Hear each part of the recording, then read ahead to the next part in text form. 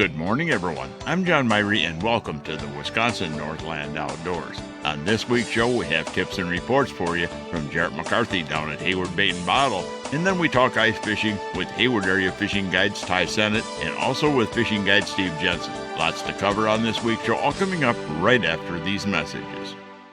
Just in time for the holidays, Hayward Powersports actually has some 2023 Polaris off-road vehicles in stock and ready for sale. Nope, it's not a Christmas miracle, but it's great timing for an awesome Christmas gift. Pick up a Polaris RZR XP 1000 and get a $1,000 rebate plus 1-year Polaris limited warranty. Or choose 2.99% financing for 60 months. When it comes to side-by-sides, in addition to the heart-pumping RZRs, we also have the workhorse Polaris Ranger and the most comfortable and powerful crossover machine, the Polaris General. We even have the machine that started it all, the Polaris Sportsman ATV. Plus, during the holiday sales event, they all offer special promotional financing. Have a young rider, be an Ultimate Santa and take advantage of a $300 rebate or special financing on a 110cc Polaris Youth ATV. These are all brand new 2023 models and the stock is very limited. Don't miss out. Come see us today at Hayward Powersports, just 10 minutes east of Hayward on Highway 77. See Hayward Powersports for details. Always wear a helmet, never drink and ride. Riding along in my automobile. Bumping into things unexpectedly? Make your first choice for collision repair. Ernie's Auto Body, featuring the most advanced collision repair facility in Northwest Wisconsin. With a state-of-the-art spray bake down draft paint booth for that better-than-new finish, laser technology for precision frame alignment, loaner cars available, computerized estimates, written guarantees, and documented unmatched customer service. The clear choice is Ernie's Auto Body, south of Hayward on Highway 63 and Nursery Road, where quality is no accident. Lynn's Custom Meats and Catering welcomes you to stop by for their great lunch menu. And while you're there, Lynn's also has a great selection of custom-cut meats and sausages, as well as many varieties of snack sticks, jerky, fresh cheese curds, and much more. Lynn's is open Mondays through Fridays from 9 to 5:30 and 9 to 4 on Saturdays. Lynn's Custom Meats and Catering in Hayward. We're recording this week's show down at Hayward Bait and Bottle. I got Jarrett McCarthy in here. And Jared, let's talk about what's going on. I know that people out ice fishing. We're not making a lot of ice right now, though. No, not really. I mean, we've got temperatures in the mid-30s outside. We've had mist. We've had a little bit of rain. You know, we've got snow in the forecast for the next couple of days. So it's everything an ice fisherman who's looking for good ice would roll their eyes at. Yeah, you know, and by the time this airs, we'll be past that snowstorm event. We don't need that on the ice right now. Yeah, you know, and the unfortunate part about that is, you know, we had this many years past, you know, we've got a slew of cold weather coming. So what you're going to wind up getting is, you know, 2 or 3 inches of hard crusted snow ice on top. You know, if any of the lakes that you're fishing on right now have any kind of slush, that's going to get insulated in between, you know, that hard crust and that ice that was formed underneath. So it just makes for a big mess out on the ice, but it just also stresses the importance of making sure that you have good ice wherever it is you're going. You know, you need to be able to punch through that first layer, whether it be with a spud bar or, you know, something else, just to check and make sure, because there's going to be a whole bunch of different layers after we get, you know, the cold and the snow. And, you know, I've had reports this last week of slush on some of the lakes already, too, so it's there. Yep, and myself, I was out on Nelson yesterday, and you know, we've got 4 or 5 inches of good ice, but in a lot of those spots where we got all that snow, there are cracks nearby that's pushing up water that'll make a lot of slush on the lake, and you know, you've got, you know, just as much slush as you have ice out there. You know, one of the mistakes I see people make early in the year is they'll go out and they'll drill 2 or 3 holes. They'll start fishing. They decide drill another hole over here and start fishing. Drill another hole over here and start fishing. Every time you drill a hole, the fish scram from underneath where that hole is usually, unless you're in deep water. They do. If you're going to go out and punch a couple holes and just fish those holes, fine. That, you know, that's no big deal at all. But if you're going to go out and go on a recon mission and you want to check out a spot, go out early, drill all your holes, check all your holes for whatever kind of structured depth that you're looking for. make your setup the last thing you do after your holes, and then get away from your holes so you can let those fish calm down, move back into the area if they were spooked. But yeah, that noise factor right now, because we have so little ice and it makes such a big difference in the shallow water, limit the amount of holes that you drill while you're actively fishing. Tip-up fishing is a big thing too right now. Any good tips for people on fishing tip-ups? I know I went to where I'm using 100% fluorocarbon leaders over the years, and a lot of guys still want to use wire, but in the pike. But when you get into fluorocarbon, you can run like a 20-pound fluorocarbon leader, and the pike don't bite that off very easy. Yeah, walleye tip-ups myself, I'm usually using 8 to 10 pound fluorocarbon, but there is absolutely no issues with using even that lighter fluorocarbon, that 8 to 10 pound test. If you get a big pike on, it's not so much the pound test that you're using, it's just how you're fighting that fish at the hole. Because a lot of times if that line snaps, is usually when that fish has its beak at the hole, and it's because people aren't giving it enough time to fight out of the hole. But as far as the rest of tip-up fishing or what have you, a lot of guys still like to use those wire leaders out there, and that's fine when you're out there fishing for pike, but fluorocarbon, as we stated earlier, the less visible that leader is, the more bites that you're going to get, and you'll be surprised how many more bites we've gotten over the years from switching from, at first it was wire leaders, then we moved over to mono, and then we went to fluoro, so it's, the evolution of the line game. You bet. And tip-up fishing, too, as far as make sure you get the depth. A lot of people want to get it too low. I think one of the things is you're better off being a little too high than too low. So, and there's a lot of great ways where you can check this. If you haven't started to use it yet, start incorporating some of the tools that you use when you're pan fishing into your tip-up game. Biggest thing that you've got at your advantage is something like a Vexilar. Take your Vexilar around with you from hole to hole. Obviously, you're going to check your hole with a regular depth finder, then you're going to set 6 to 8 inches for the spool, and then a lot of guys are going a foot to 2 feet off the bottom. Spread that out, put your marker bobber there, get your tip up all set, and then bring that Vexilar in as a second set of eyes. Put that Vexilar down the hole and see exactly where it is you have that minnow down the hole, because a lot of times you'll get that Vexilar down the hole and it'll be, I think I'm 6 inches too high, let's adjust it real quick. Perfect. Or I think I'm 6 inches too low, that minnow's still on the bottom, let's bring it up. And another thing that Vexilar is good for is looking to see what kind of structure that you have down there. You're not going to know exactly what kind of structure it is down there, but if you drop your depth finder down there and, maybe for some reason you didn't hit that stray patch of weeds when you're bouncing that thing all around there, but when you put your Vexilar in, you can see it wavering in from the side. It's just something else that can tell you what's down there. One of the other ways that you can check it is just with an underwater camera. It's definitely the extreme way to go when looking at a tip-up or sitting a tip-up or, what have you, but it's something that'll tell you exactly what you've got in the area. So a lot of different tips and tricks to making sure you've got your tip-up set right. Well, and the other thing, too, is that if you're setting up a shack to stay warm out there, you can set up your loud tree lines. So set up your tip-ups out, watch them, and in the shack, you don't just relegate yourself to only panfish, because a lot of guys are going toward jigging now, and you've got all these jigging baits, the ones that glide bait off to the side, and you got all kinds of different spoons and stuff, and that can be pretty effective at times, especially late in the evening, right toward that evening hour. Yeah, that bewitching hour, between 4:30 and 6 or what have you, is a great time where those fish get really, really active, and the guys that have tip-ups out, those set lines, those are doing really, really well. But if you've got some guy who's actively jigging them, you might get onto a pattern that works, twice as well as that tip-up pattern that you've got out there, just because you're giving them some kind of different presentation. Or, a lot of times when guys are out there fishing, they're fishing walleye suckers or they're fishing shiners, some of those walleyes might want a smaller presentation, a smaller jigging wrap, a smaller spoon. So it's just all about varying up what kind of baits that you've got out there to show the walleyes.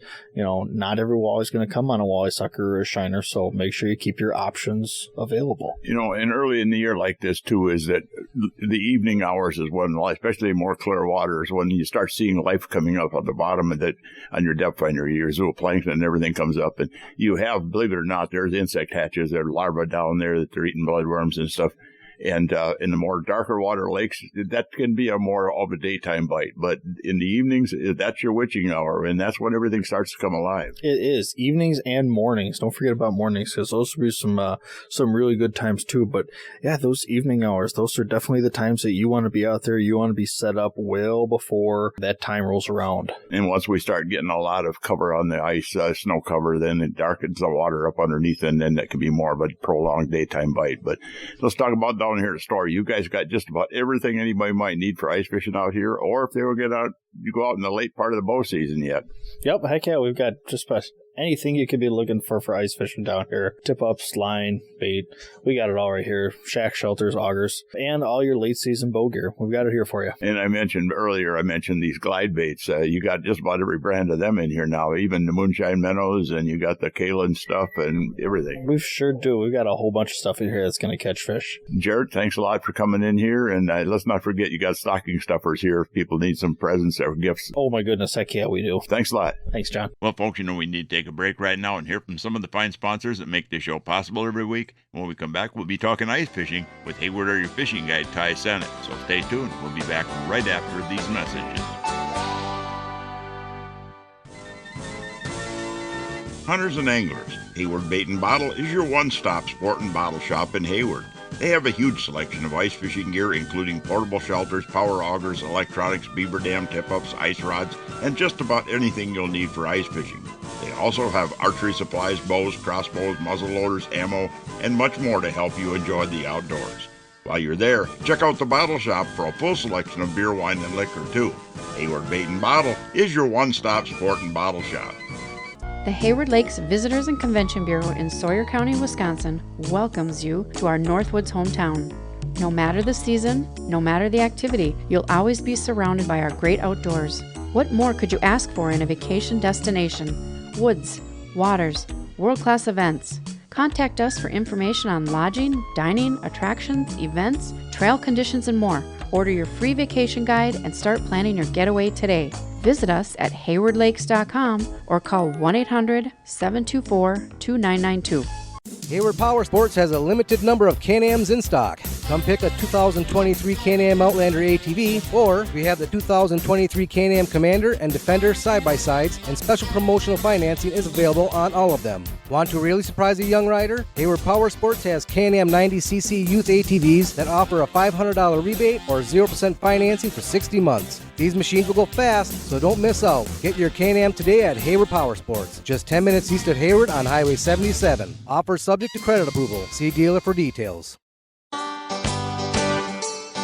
Welcome back to another segment of this week's Wisconsin Northland Outdoors, and this part of the show is brought to you by the Hayward Lakes Visitor and Convention Bureau. For more information on lodging and vacationing here in the Hayward Lakes area, check out their website at haywardlakes.com.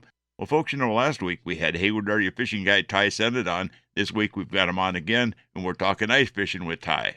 Ty, good to have you on the show here. Let's talk a little bit about ice fishing. I know the one thing that, everybody knows that you do a lot of muskie fishing, and, probably one of the best guides on a Chippewa flowage, in my opinion, as far as muskies go. But when you come down to other fishing, you spend a lot of time in the wintertime out there ice fishing. Yep, I'm out almost every day. I'd say at least 6 days a week. Whether I'm guiding every day or not, I'm out there. I love it. A lot of crappie, and we jump around a lot. I'll fish the east side and the west side. There's not a lot of spots on the west side like there is the east side. The east side definitely holds more areas of crappie than the west side, but it's a great fishery because you can go find spots where nobody's ever ice fished out there because it's only been open, 8-10 years now? Right. And a lot of these spots, nobody's ever dropped a line. So it's pretty cool that you can actually get out there and find new stuff that you can know that nobody's ever done. Well, flowages tend to concentrate the fish, especially when you have drawdown stuff going on, too. And in one area will have a majority of the fish. In those little areas, you can have them, like you said, on the east side, you've got more of those little areas that concentrate the fish. Yeah. Yeah, and you get river channel stuff, and you get openings in the river channel where they'll concentrate. So it's, there's, I don't even know, probably 15 miles, more than that, 15 to 20 miles of river channel. So you can jump in anywhere in that river channel and just wait for the fish to come to you. And you know what I found out? Like, I always thought that on the snowmobile trails that you had to stay away from the trails, when actually the snowmobiles have to stay away from the ice fishermen. That's something that the DNR told me a couple years ago. Oh, yeah. Well, you know, and if they're right where I want to be, I'd go right down where the stake markers are and drill some holes and stay in the middle and let the snowmobiles go on both sides of me, too, sometimes. Mm-hmm. But, yeah, you wouldn't want to do it on a Thursday, Friday, Saturday. No. But like on a Monday, Tuesday, it's not a big deal when the snowmobiles aren't out there much. Well, you know, and we've recently had a panfish bag limit dropped on the Chippewa flows, too, and I don't know what you think, but I think that was a good thing, considering the amount of pressure that's on that lake compared to what there was before the advent of ice fishing on it. Yeah, and you know, ice fishing doesn't do much damage to the chip. If you think about it, 50% of the lake is on the east side, the other 50% obviously is on the west side. There's nobody on the west side because it's very, very, very tough to catch a crappie on the west side. So, you know, 50% of the lake doesn't get touched by ice fishermen. So there's more fish harvested in 1 week in May than all of ice fishing. Oh, I agree with that. I think so there, too.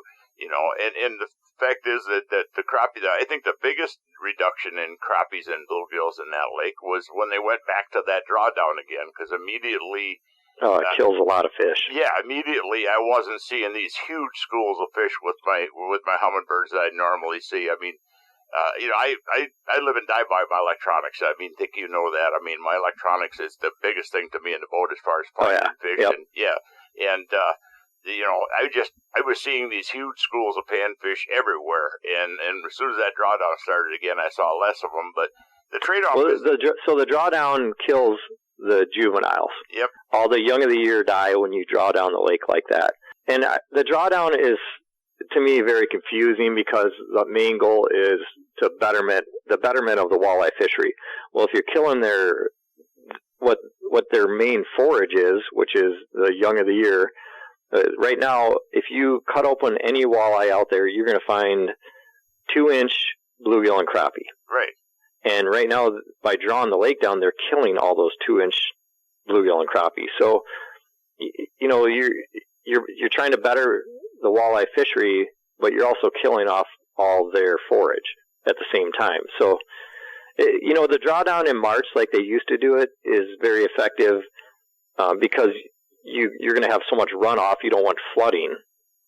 So you have to draw the lake down, you know, but that's a different kind of drawdown. You're not losing oxygen at that point. Right.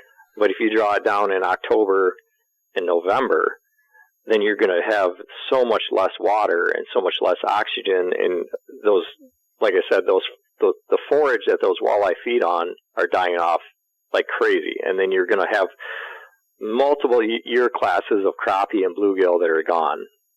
Yeah. Well, you know, the fact is, though, I think that the reproduction actually, I think you have more success as far as them laying eggs that hatch when you have a drawdown. I mean, I look at Moose Lake, for one. Moose Lake has had that drawdown historically forever and ever and ever, and it probably has the highest reproduction rate of any lake up here because the bottom is well oxygenated and you don't have a lot of that weed growth and that muck and that real soft, silty stuff where they lay their eggs at.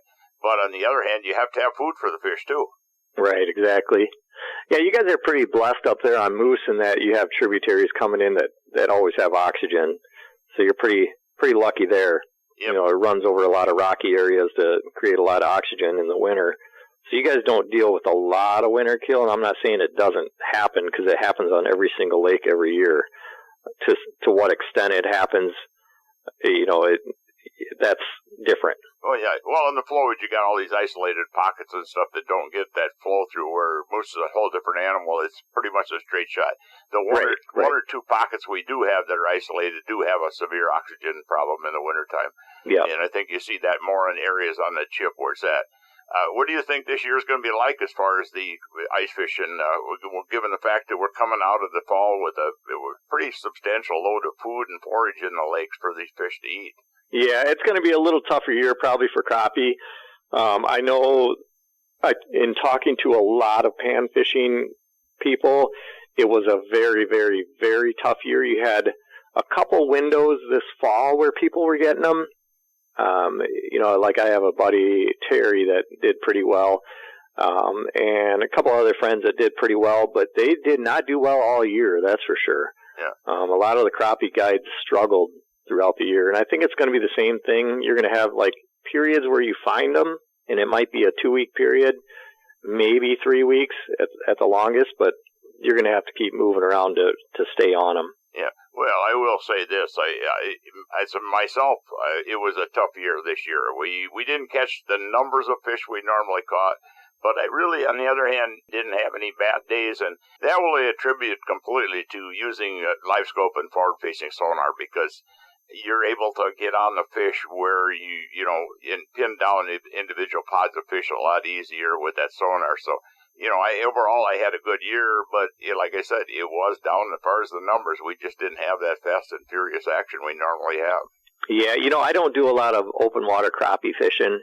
I did a lot of walleye fishing open water, besides the muskie. Like in May and early June, I do a lot of walleye fishing. We just absolutely clobbered the walleye this year. I mean, we had a lot of 50, 60 fish days and that's of keeper-sized fish, 15 to 20 inchers.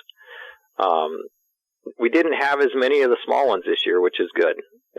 Good and bad. I mean, yep. I know a lot of people that were fishing, that were doing river channel stuff that were just clobbering the little tiny ones, the 10 to 12 inchers. So I tend to stay more towards the bogs and weeds and sticks and brush out a little deeper. But so a little bit of different stuff than that river channel stuff. I think if you stick with the river channels, you're going to get a lot of those small ones. Yeah, I think the bigger fish stay shallow a lot more. Or like to structure. If they're not shallow, they're on structure, and it's finding that right structure out in 14 to 18 foot sometimes is key. Well, Ty, if anybody's interested, wants information about your guide services for the wintertime here or for the summer, how do they get a hold of you? Easiest way is to go to my website at tysennett.com, and that's TYSENNETT.com. Well, Ty, it's been a pleasure having you on here. I need to get you on here more often. Oh, it's good talking to you, John. Oh, thank you. All right, take care. Well, folks, we need to take yet another break and hear from even more of the fine sponsors that bring this show to you every week. When we come back, we'll be talking ice fishing with Hayward Area Fishing Guide Steve Genson. So stay tuned. We'll be back right after these messages. Hey, folks, come on over to Hayward Ace Hardware and check out the area's largest selection of firearms, ammo, and accessories. We carry top brands like Browning and Sig Sauer, and we have a great selection of the newest and hard-to-find models. We've got a large selection of ammo with more coming in daily. If you need a scope, we carry great brands like Leupold, Hawk, and EOTech, and we'll even mount it and bore-sight it for you, too. We even sell suppressors and silencers. And don't forget to check out our Guns of the Week. Huge discounts on a variety of pistols, rifles, and shotguns that change every week. So stop on in to Hayward Ace Hardware, your firearms superstore. Hayward Ace Hardware, Highway 63 North in Hayward, or give us a call at 715-634-8700. This year, Dr. Ostrander and his staff at Hayward Animal Hospital will be celebrating 30 years. They thank you for your patronage. Hayward Animal Hospital continues to accept new clients and offers urgent care appointments daily. For same-day urgent care or emergency surgery, make sure you call early in the day as appointments fill rapidly. They open at 8 a.m. Hayward Animal Hospital is located 1 mile east of Hayward on Highway B. Call 715-634-8971. If you'd like to have your time fishing be more enjoyable and productive, hiring a fishing guide can be a good investment. Whether it's learning more about fish patterns throughout the year, learning how to use your depth finder to find the best spots and fish, learn how to use that GPS to get the most out of it, or learn better boat control. A day on the water with a guide can really help you to be a better angler, as well as make a day on the lake very enjoyable. To book a guide trip this year or get more information, you can find us on the internet at www.wiscnorthlandoutdoors.com, and then just click on Area Guides. Welcome back to the last segment of this week's Wisconsin Northland Outdoors. And folks, on this part of the show, we're talking to Hayward Area Fishing Guide Steve Genson about ice fishing. Well, Steve, when it comes to ice fishing, everybody gets out there and fishes, sets tip-ups early season for walleyes. That seems to be the go-to method up here.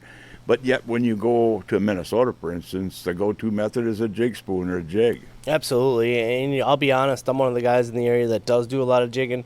I'm always jigging, even when we do put tip-ups in. We're fortunate here in northern Wisconsin where we can run 3 lines per person, so it gives you a few more options. I'll throw on a couple boards, and then I'll hop around several holes and jig aggressively as well. And you'll be amazed. It's weird. Some days all the bites will come on the boards, and then some days you'll catch them all jigging, and then there's obviously days where you catch them on both. I think when you get them on the boards, what's happening is that they're actually feeding, and sometimes when you get them, just like in the summertime, when you're jigging a spoon or something, you're actually kind of triggering a responsive strike, bro. Oh, absolutely. I would say 80 to 90% of the fish that I catch on the jig rod, I have to trigger by, making them bite. I'll see them on my VXLR. I'll trigger them. I'll make them. I'll work them. You'll see them for a little bit. Finally, you trigger them up, and they'll bite. So, those are fish that probably just wouldn't cruise in and bite a minnow. You have to actually tease them into biting. So, yeah, absolutely. And there's days where that's a factor. What type of spoon do you like to use, or is any particular thing you... I use a lot of buckshot rattle spoons and the Swedish pimple. Honestly, those two catch more fish than Tip them with a minnow? I usually do. Again, it depends on the body of water. Sometimes I just use a fat head. Sometimes I'll use a fat head, and sometimes I'll use a small walleye sucker, depending on the lake. If I'm fishing a lake that has a lot of bigger walleyes, I'll put a pretty large fat head or a pretty large walleye sucker on there, John, and when I tip it with that, it's a nice big profile, it's a nice big presentation, and I've caught some of my biggest fish, including my personal biggest, by doing that. But let's talk about the pan fishing a little bit. Any tactics that you think people should work to try to find panfish out there? Just be mobile. I think that's the biggest key. A lot of people go to one spot, they drill one hole, they sit and they wait. I'm a guy that drills a lot of holes through the course of the day. I'll move from area to area until they find fish. When you're looking for crappies, it's pretty easy because they're pretty visible on the electronics. You can cruise through that deep water and visibly see them. When you're fishing the weed beds where you're looking for, the bluegill and sometimes crappies as well, it's a little bit more tedious. You got to cut a few more holes and they're not quite as easy to see. But again, just keep moving until you start finding fish. Kind of like, I'm doing a lot of crappie guiding in the summer and the fall over the last few years, and I don't fish unless I see fish on my depth finder. I mean, literally, and you should be acting the same way ice fishing, even though it's a little harder because you got to drill more holes. But. Yep, absolutely. I'll still drop a line just for a few minutes just to see if there's something nearby that will move in, but you got to be, efficient about it. If you sit there for any amount of time and are not seeing fish, get moving because, in the winter, these fish don't travel that much. They're not moving large distances, so you certainly got to move to find them. You usually use live bait or plastics or what for the panfish? I use a combination. Really depends on the day, and I almost always have it all with me. When the bite is good, I will stick with the plastics because it's a lot faster. You can, catch a lot more fish without having to rebait. But there's certainly days where you need to have some waxy, some spikes, and even some minnows, especially for the crappies. Steve, one of the things that gets really overlooked is fishing northern pike. And the DNR is actually encouraging people to keep some northerns, some small northerns. And we got a lot of lakes now that northern pike have gotten into. Yeah, absolutely. They're certainly kind of, taking off in certain lakes. And there's some good trophy pike lakes in our area, too, as well, John. So you have a good variety. They're generally pretty aggressive, especially early and late season. And they get pretty dang big. They fight hard, so they're a lot of fun to catch. Well, even the small ones, though, are good eating. Oh, absolutely, yep. They make great table fare, just got to get the bones out. And like I say, they provide good action. So it's fun for people that need to have, a lot of stuff going on. The walleyes usually bite early and late in the day. The pike are usually pretty willing. They'll bite all day long. Not quite as hard to find them either. Usually you get around the weed beds and either right on the weed beds or off the deep edge next to the weed beds. Usually they're going to be right there someplace. Yep, absolutely. You can set out a lot of lines and bring a lot of buddies, and it's fun time. You can set out a whole big spread, and you have flags flying, and like I say, they fight hard, and there's plenty of fish even up to over 40 inches in our area, so they're a good time. Most of that is tip-up fishing, I think, though, although I've seen some guys doing some jig fishing. Yep. In general, we catching them when we're, using tip-ups, but occasionally I'll catch a few when I'm jigging for walleye, or I'll catch a one on a jigging for, crappie or something like that. But, I've done a little bit of jigging for them without a ton of success. So we generally just set the tip-ups for the pike and then do our pan fishing in amongst them, and you kind of get both best of both worlds there. Get some action going, and that's the important thing about when you're out there is you want to catch fish. I think most people want to catch fish. We guide a lot, and that's what they want. Yeah, they want to be catching fish. So they always say, "Well, I want to go walleye fishing." Well, we'll catch a couple in the morning, a couple in the evening. During the day, we should probably go do some pan fishing pike, and it's a lot of fun. They really enjoy it.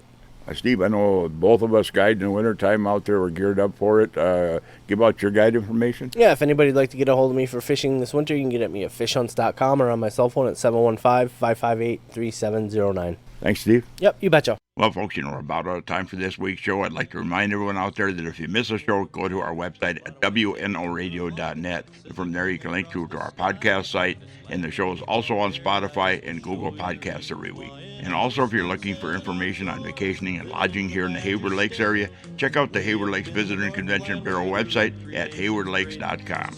Thanks for listening, folks. We're out of time, and we'll be back again next week with another interesting show for you. Listen with me, I'm gonna take you there to our Wisconsin outdoors, our Wisconsin outdoors. This program has been produced and hosted entirely by Wisconsin Northland Outdoor Communications. Any and all views expressed are not necessarily those of the station.